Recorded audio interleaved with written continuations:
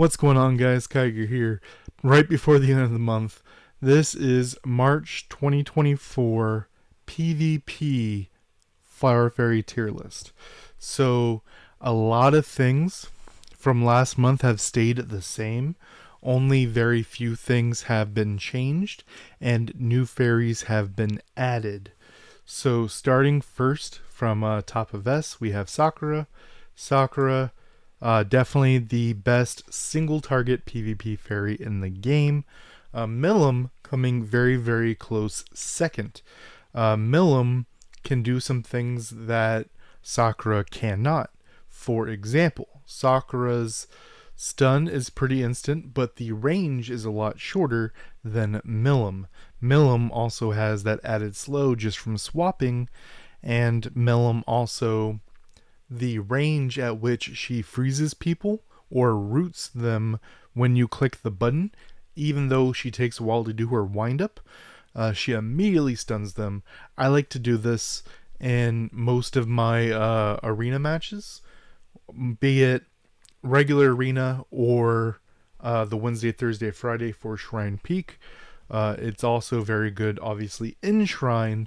This has a further range for the snare or root than the Lancer's jump ability or the Gladiator's gap closing ability. So you're able to stop them at a range and then still throw tenacity balls and things like that from a range. Then we have, if you aren't aware of how I do this, they aren't ranked in order. They're ranked by element. So over here on the left side isn't technically the best of that, but it is holy, fire, water, earth, wind. So then we go into the fire. S tier fires, we have Winter Cherry and Anatheria. Both of them awesome fairies. Winter Cherry's primarily there for her passive, allowing you to have that in top league as well. Reduce incoming damage. Very, very powerful. Then we have Anatheria, which has execute damage as well as anti-heal. Also very powerful. Onto water, we have Blue Rose and Ikoria. Both of them also super stellar water fairies. Blue Rose giving you more damage reduction just on the passive. Ikoria giving you the super armor, also very, very powerful. As far as Earth, only one makes it to the S tier. I'm really hoping next month we have a new Earth one with a stellar passive for PvP, so we can see kind of the quality of them. As you see, 2, 2, 2, 2, and 1. So it would be really nice to have another stellar Earth. So Foxglove is here. It's her passive is very, very strong. Additional crit and CC reduction, which is very, very powerful. Onto the wind, we have Almond Butter, our newest one, as well as Eldewise. Eldewise, you don't really see the power as you play her, but the passive will always be very, very powerful.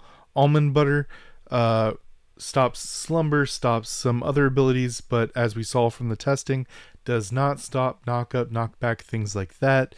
You can argue that she's an A, and then we'll have 3 A wind units, but I think that if you build around her and play into her ability, she can be very, very strong. Then on to the A's, we have Licorice and Mistletoe. Both of them very, very good. Licorice is very, very strong for group PvP content. Same with Mistletoe. Mistletoe is also one of the only ones in the game that has a basic attack effect of does damage and heals you. It also, their dome is the only one that even if they dodge out of it, they still get stunned. Very powerful in things like Shrine Peak and things like this. As far as well, I messed up here. I added the new ones to the end. Hibiscus should be up here with the holies. I will fix that in next month's. But Hibiscus recently got her passive.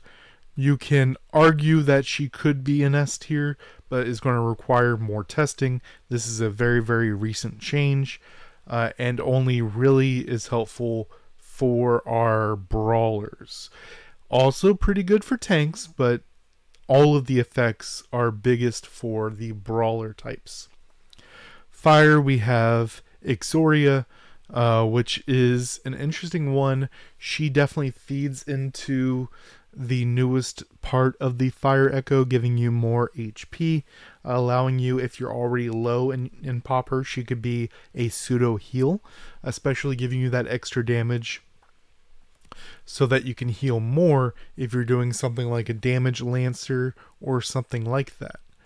Then we go into Lavender. Even though my man got nerfed pretty hard, he is still one of the top tiers. He's A tier water right here, especially in something like Shrine. If you want to focus on the top dog, sleep him. Everyone sets up their attacks, especially if you do something like a Lancer and have the spear drop.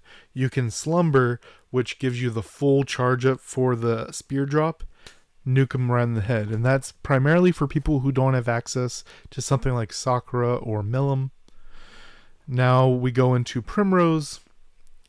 I love the fact that Primrose still holds up to this day as a good PvP Earth unit. She has the stun. It's semi-unreliable. On occasion, it'll be like, where the hell were you going? But most of the time, it's right where you need it. Also, when you click the button, you get damage reduction, which is also very, very good for the Earth Echo. Then we have our little mailman here. Very good cooldown on his ability. And that's really what you want with the Wind Echo. Then we go Hyacinth. Then we go into Balloon Flower, which does the grouping, the pull effect. And that's why they have to put pull effect on super armor, because for a while it was just Moonslash, and they said kind of ignore it. But then we realized that Balloon Flower was doing it and getting around super armor, and then they extended it to include pull effects. Now, something that is on the ability, but people aren't paying attention to. Primarily, it's being used as a grouping effect, which it does do that, but also remember that it has a defense down tacked on to it once you get her to higher levels. Then we go into B, and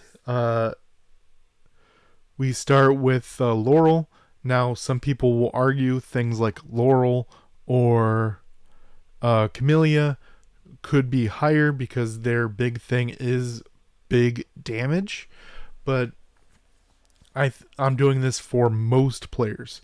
If you're already a huge whale and are one-shotting people with your Laurel or Camellia, I mean, you're probably going to effectively one-shot them with anything else you click on them, right? So I'm more or less ranking them based on their utility more than just the raw damage. But he does do enough damage that he needs to be up in the B tier. Rimuru is primarily going to be for our support type players to kind of strip some buffs going on and allowing the rest of your team to do their job. And we have the cutest couple right here in the game, Diablo and Rose. They do effectively the same thing with some slight differences. Diablo has a single target basic. Rose has a multi-target basic. What is it?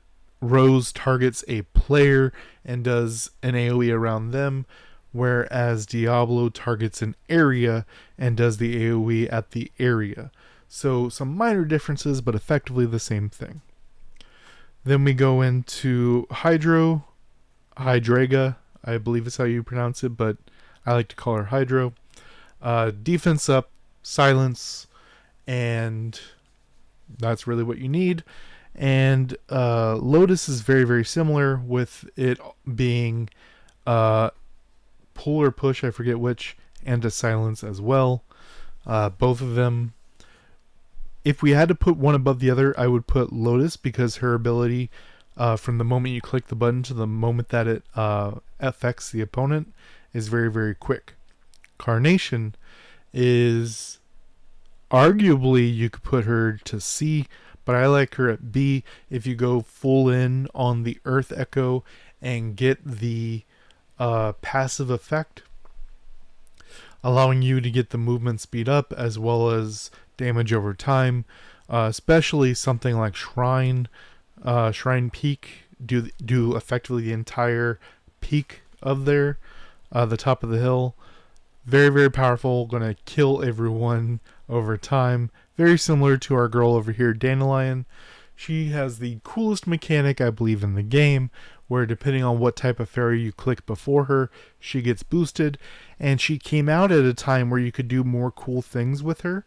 But right now, where we're kind of hyper-focused on specific things, the most you could do is 3 wind, 1 holy, and have either the wind bonus or the holy bonus, but that kind of limits everything else, which is a bit upsetting. Down here we have Gypsophilia. She can increase some of your self buffs, but her damage isn't really going to do much in the PvP landscape here. Viola, one of the other ones that basic attacks does something, stacks her passive, and then when you use the ability, it knocks them all out.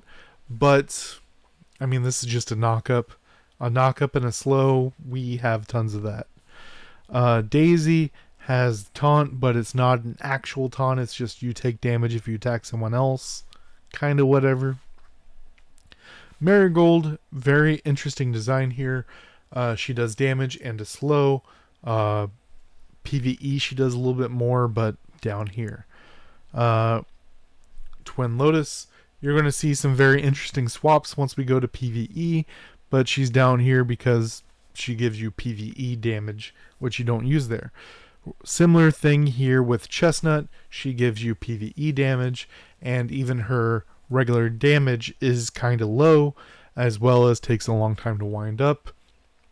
We have Kandok, who does, I mean, on paper it looks like it's pretty good healing, but in practice pretty low.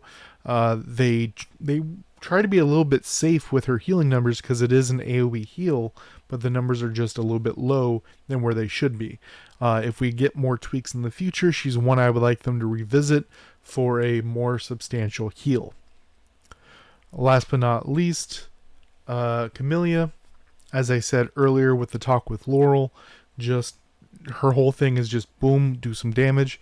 It is a good amount of damage, but it is just damage, and that's not something Wind Echo is looking for. Let me know if you guys agree, disagree, and what you would like to change. Till next time, guys.